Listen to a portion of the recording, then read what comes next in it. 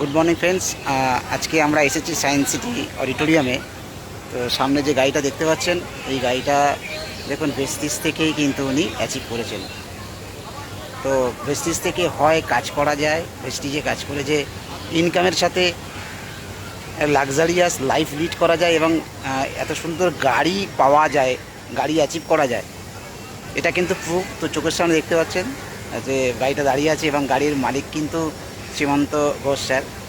তিনি একসময় বাজারে সবজি বিক্রি করতেন, ঠিক আছে না? তো সেখান থেকে এরকম একটা ট্রান্সফরমেশান, সেটা একমাত্র পারে ভেস্টিজ। তো যারা ভেস্টিজকে পাত্তা দেন না, ভাবেন যে ভেস্টিজ হয় না, লোক নামানোর কাজ, প্রোডাক্ট বিক্রির কাজ, দেখুন এটা সম্ভব। ওইসব করেও যদি এরকম গাড়ি আনা যায়, ইনকাম করা যায়, তো আসুন আমাদের ভেস্টিজ ফ্যামিলিতে আসুন এবং নিজের লাইফকে ট্রান্সফর্ম করুন। Wish you well.